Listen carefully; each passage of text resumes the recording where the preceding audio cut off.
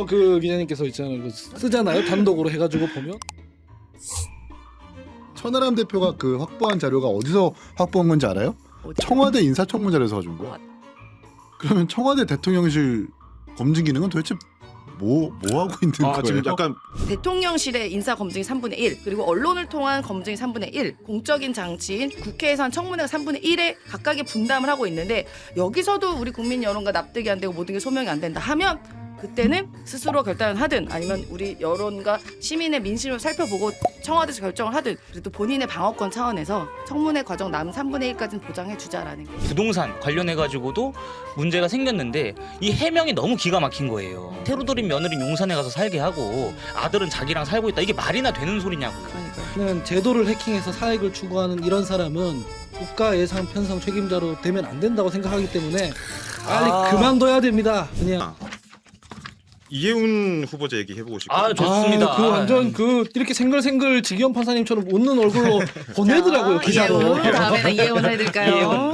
이해운 아유 어떻게 나오시고요. 사용이 좀 이해운이 왜 사용이야? 윤준호 그 기자님께서 있잖아요. 그 쓰잖아요. 단독으로 해가지고 보면 이거 뭐야 이거 이혼 그 막 하나 그 큰 건들을 막 그래 노컷에서 제대로 터뜨렸어. 이해운. 원펜타스. 네. 천하람 또 의원 또 아니 그 역할을 엄청나게 했더라고 우리 천하람 그러니까. 대표가. 아니 저 웃긴 게 천하람 대표가 그 확보한 자료가 어디서 확보한 건지 알아요? 어디? 청와대 인사청문자료에서 가져온 거야. 왔다?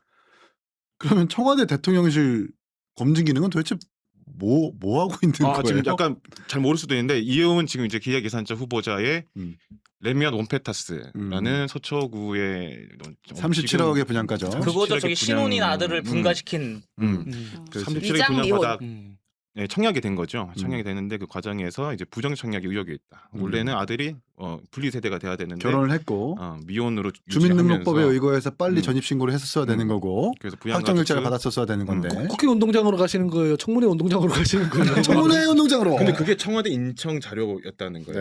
네. 인청 자료. 그러니까 인청 자료 그대로 받아가지고 개혁신당 선임 비서관 둘이 분석을 해서 이거 문제가 있다는 걸 밝혀냈는데, 그러면 대통령실 인사검증 시스템 뭐 하고 있는 거냐고. 본인들이 만들어놓은 자료에서 2명 비서관 달라붙어가지고 확인할 수 있었던 그 사실을 이게 그냥 안 봤다라는 거잖아요. 그리고 지금 정치적으로 돌파하려고 하는 거잖아. 국민의힘이 5번 할 때 동안 공천할 때 동안 문제가 안 되다가 지금 문제가 되니까 이건 이상한 거다라고 오히려 덮어 씌우는 거잖아요. 이거는 안 되는 거거든. 그렇죠. 그것과 별개로 대통령실의 인사검증 시스템은 돌아가야 되는 거지. 드릴 말씀이 없습니다. 아니 근데 저도 죄송합니다. 인사 검증을 철저하게 받아본 사람으로서 어. 지금 이런 정도가 있으면 우리가 자술서도 쓰거든요. 저희 때는 그랬는데. 스스로. 그러니까 내가 제출하려고 소명 그 좀. 그러니까 소명이 아니라 뭐 예를 들면 제가 뭐 예를 들면 주가 조작한 적이 있냐 뭐 이런 거 그 OX 로, 당시에 어, 이슈들이 네, 있어요. 하죠. 쭉쭉쭉. 거기서 뭐 없음 뭐 예를 들어 군 면제한 사람이 있냐 뭐 이런 거 다 내가 쓰고 나중에는 사인까지 해요. 그런 자료들이 다 있는데 아마도 제 생각에는 부동산 투기 같은 게 있냐 이런 게 질문이 쭉쭉쭉 있었을 거예요. 그 이슈가 되는 것들이. 그럼 거기서 본인이 없음이라고 아마 했을 거예요. 그러면 대부분이 이게 막 자료를 막 뒤지지 않고서는 그걸 믿고 그냥 그 그건 안 검증이 되는 경우가 있습니다. 내 그걸 생각에. 비판하는 거예요.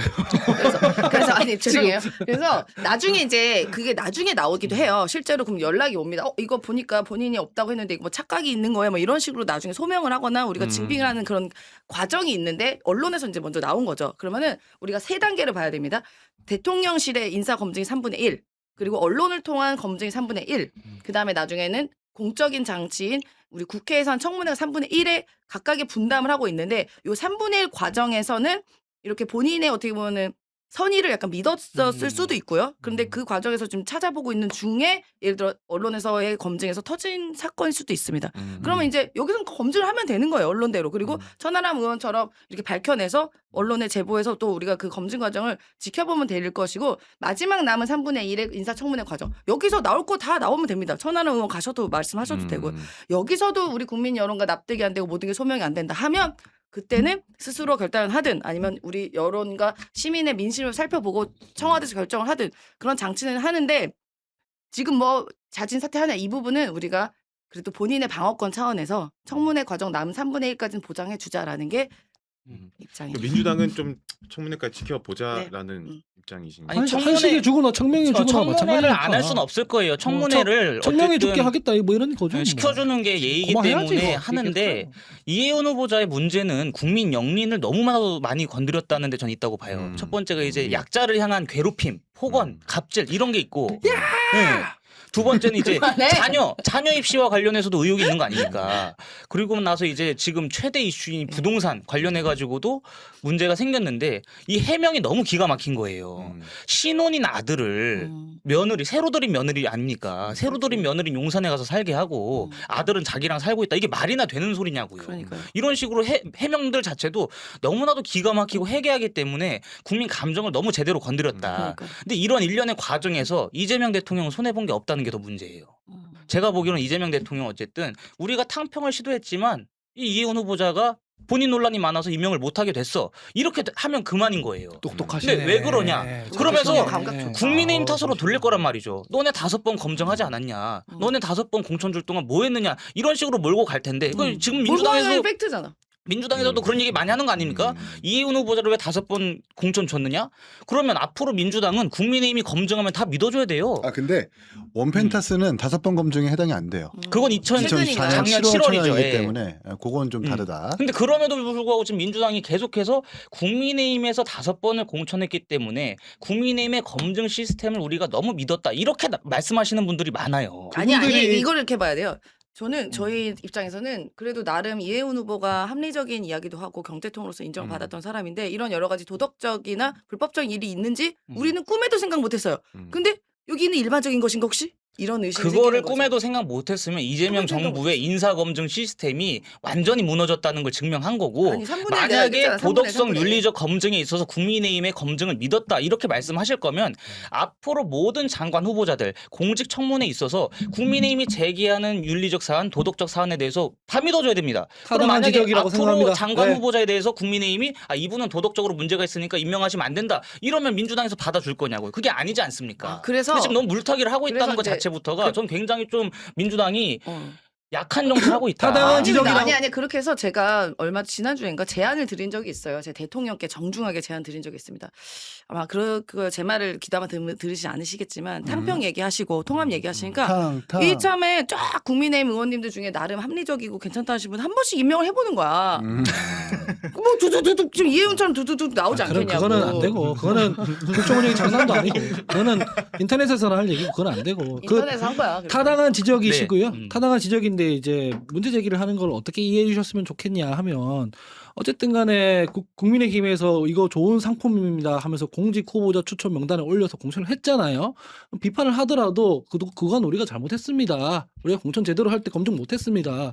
이렇게 하고 난 뒤에 그 말씀을 하셔야 더 타당하지 않냐. 이렇게 이해해 주시면 감사하겠습니다. 근데 엄밀히 따지면 뭐 임명하셨으면 좋겠어요. 그래요? 네, 계속 두드려 맞을 테니까. 국가를 좀 생각하세요. 네, 그리고 또 국가를. 이게 조국 대표가 욕먹는 이유는 과거의 말들과 과거의 게시글들이 계속 파묘되니까 지금의 말과 비교가 되니 네. 그래서 비판받는 건 아니에요.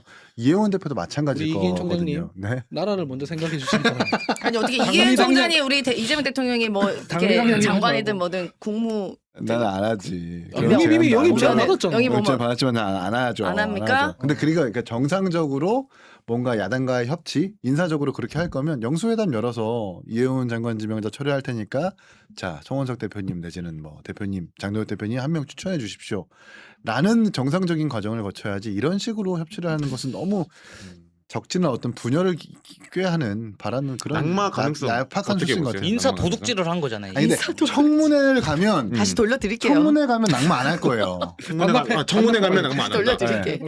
청문회는 대치 국면이란 말이야. 그럼 야당은 공격할 거고 여당은 보호할 거예요. 자연스럽게 그런 분위기가 형성이 됩니다.